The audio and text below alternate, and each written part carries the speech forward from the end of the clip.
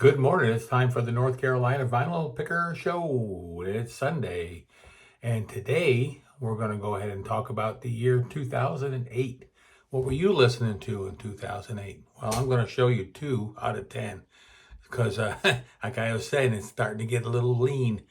Back in the 2000s, most of us old hippies out here, we were doing CDRs. That's right. We weren't buying too much vinyl because there wasn't much vinyl around. It was all CDs and burning CDs and going to LimeWire and all them kind of places and burning CDs.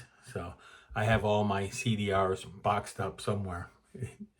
And so we're going to show you a couple. We're going to go down through the 10 that I was listening to back in 2008 that I now have on my phone, and I stream them, and that's the way it is. And then last Saturday, I was down at Noble Records in Matthews, North Carolina.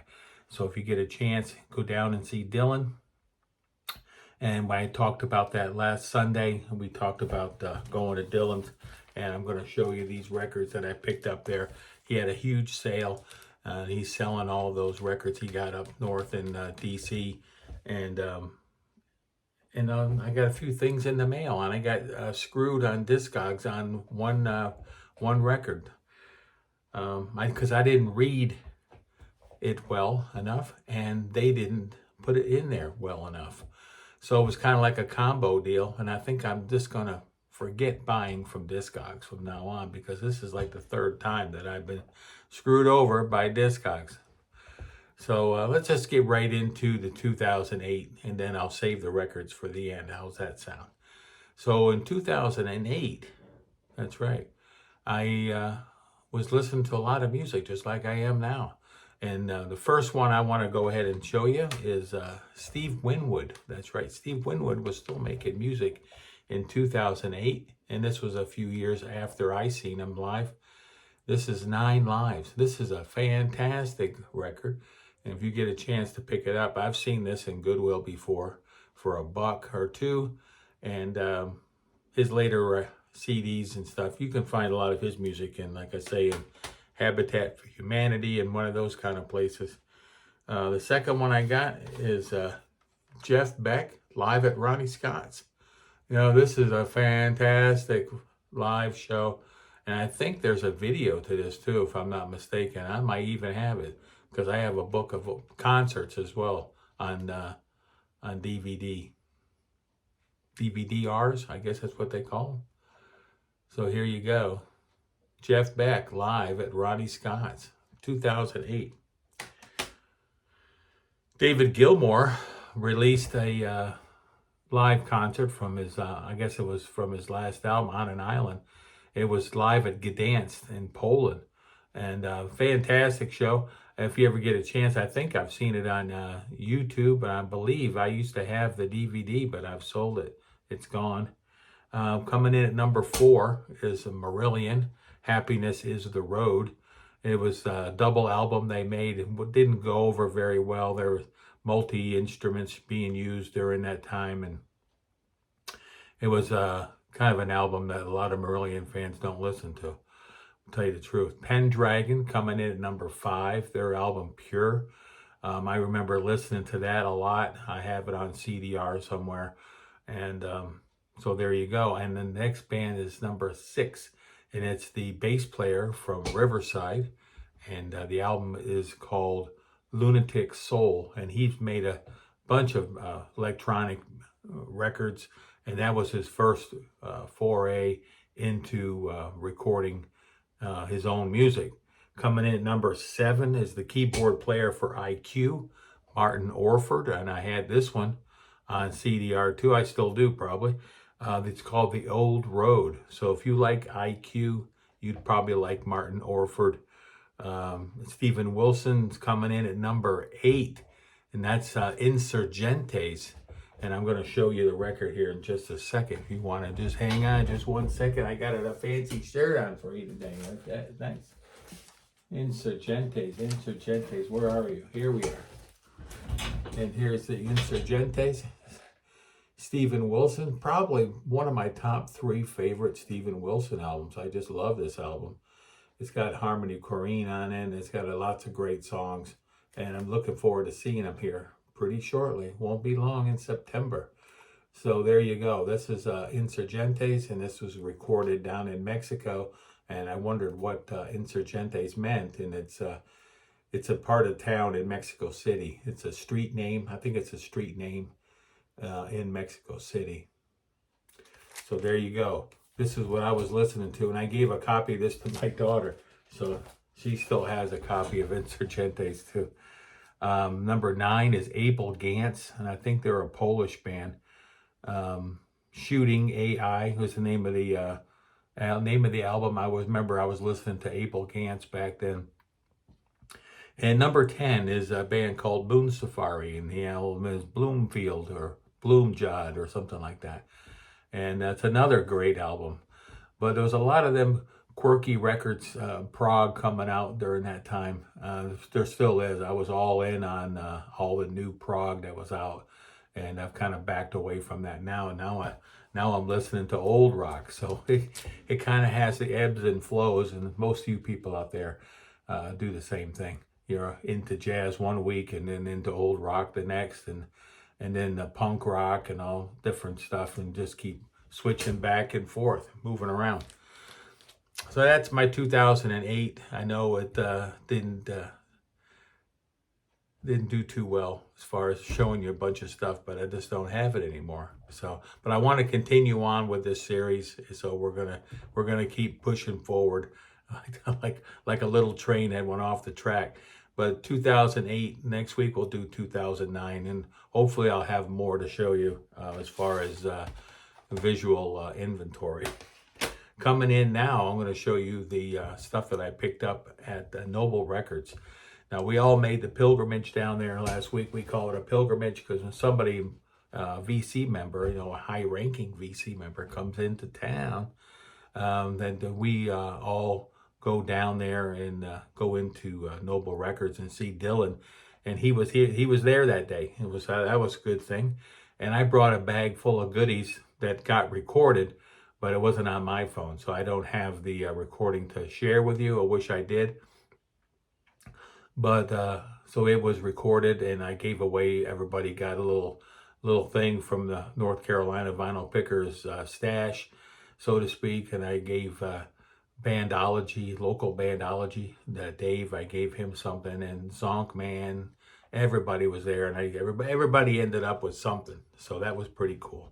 I was glad to do it, and they were all glad to get it. So I'll go run through these records real fast, and most of these records were $5. Some of them were $3. So how about to start with this one here, the Incredible String Band. This is a really good album. It's a good band, but they're really mellow. So you got to be in a mellow mood to listen to the Incredible String Band. That's true. You do. Samantha Fox. I might have just picked this up for the cover. I'm not sure. But I think this was $1. Yeah, she was $1. So she's worth $1 all day long. Thomas Dolby, The Dissidents. This is from the album The Flat Earth, which is my favorite Thomas Dolby album. And yeah. The Search for the Truth, Part 1. And this was $1. I wasn't going to leave this behind. FM, found this for $1, and was telling Zonk Man a story about this here that I won't repeat on this channel.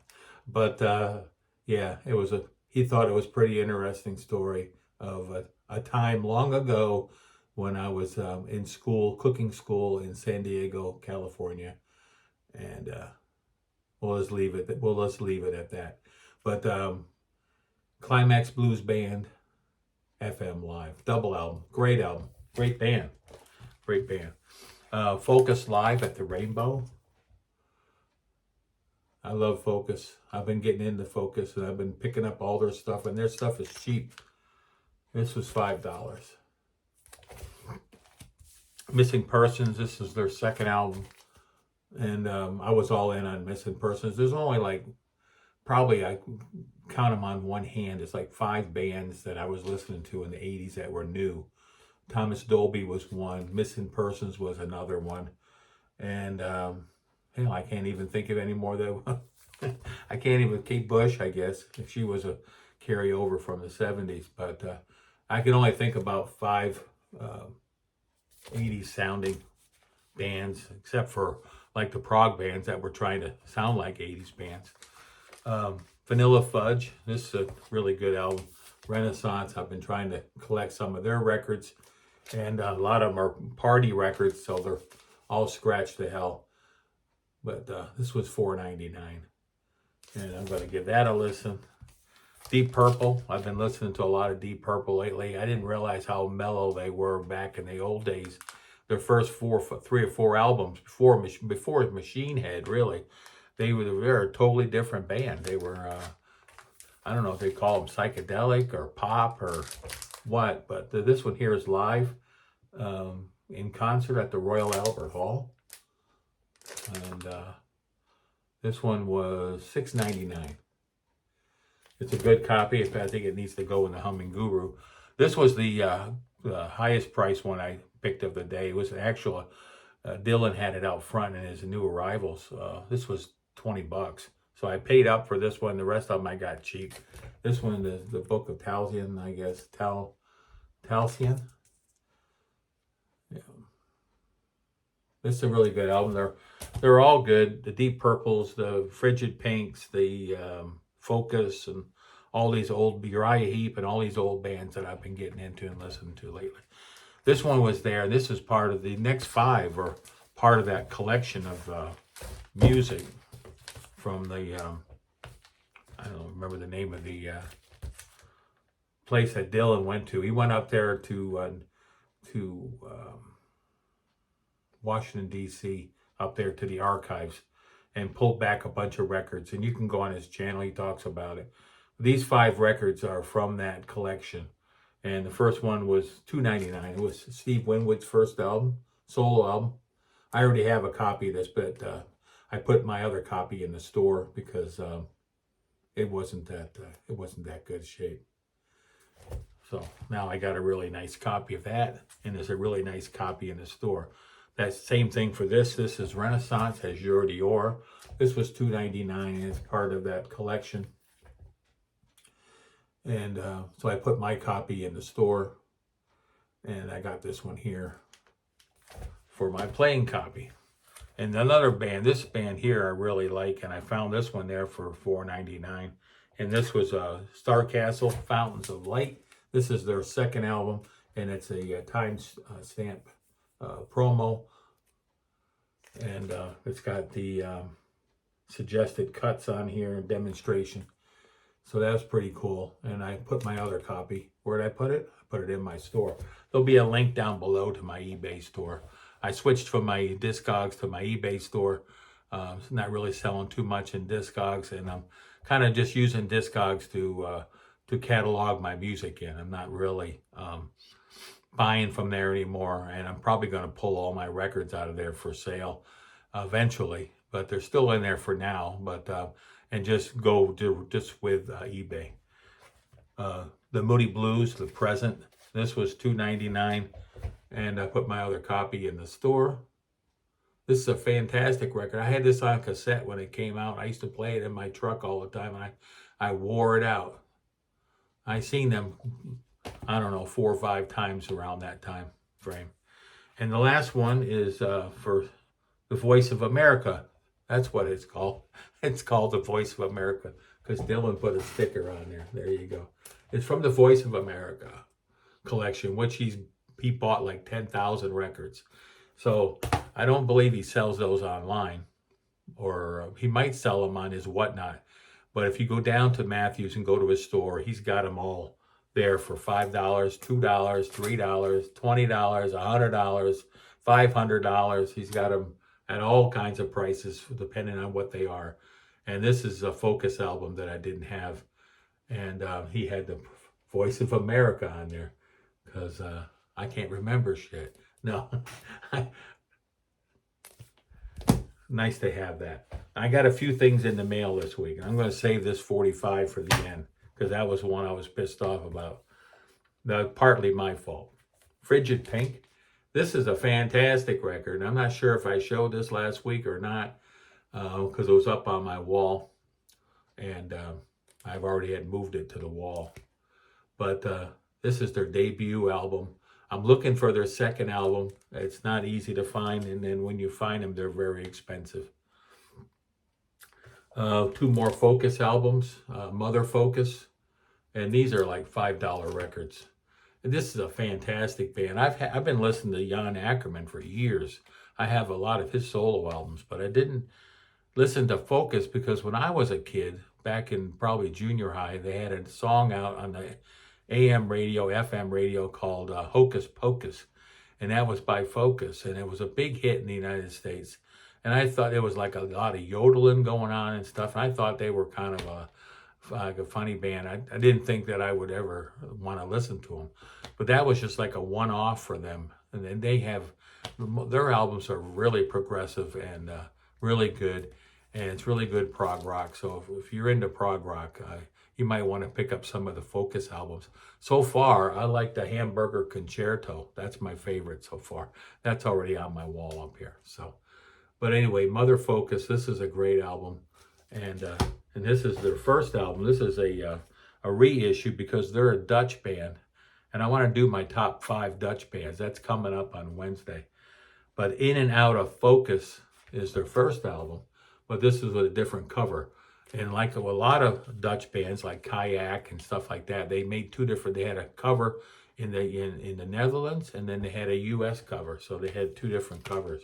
So you know what I got to do? I got to find the other covers, right? Yeah, that's what I got to do because I'm a completist and I'm sick like that. So, so I ordered Kate Bush On Stage 45 from Discogs, from a seller. And I thought I was getting the 12-inch with the 45 in the center. And this comes in a nice little package where the diff has different writing on there. It gives you the track listing. It's from Canada. And that's what he put up there on Discogs. And this has happened to me before. But he had in the fine print that I didn't read, which is partly my fault. But he had the picture up there, so it's partly his fault. But like he said, you can't just put... This is this 45 that came with that, but it doesn't have the other part with it. And he had put there that he had only the 45, but the writing is so tiny, and it was down further on the page. And the picture he showed was the one with the frame.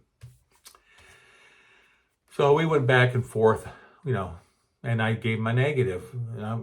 Should I have given him a negative? I don't know. Maybe I shouldn't have given him a negative, but he didn't specify. I mean, he did specify. I didn't read it, but he had the picture up there. So he should have did something a little bit better. And so I got this, and it's different than the other ones I have. I have different countries from this. This one here has got the pull out where the record, the 45, is in here, like a Unipack. It's in here. And it's her on stage. From her first live show that she did, her tour of life back in the day, like in 79 or somewhere. It was a long time ago. That's it. That's all I got this week. 18 minutes. I've been rambling on, doing the old goat thing. Chugga, chugga, chugga, chugga, chugga. I don't have the little Pac-Man thing that he uses. I don't know how he does that. So that's it. So next Wednesday, this coming Wednesday, I'm going to go over my top 5 Dutch bands that I listen to, and I listened to quite a few, more than I thought I did. And then next week we'll do 2009, and also going to be going back over to Taylorsville. Going to be going to Taylorsville this week and picking up some records over there and see what I can find. I haven't been over there in quite a while, so looking forward to getting over there. And this is going to be a lean week. I don't think I'm going to be getting too much this week. I'm not going out Wednesday, so saving up some cash for our trip. So take care, and I'll be seeing you when I see you. I'll see you Wednesday. So take care out there, support the troops, and bye for now.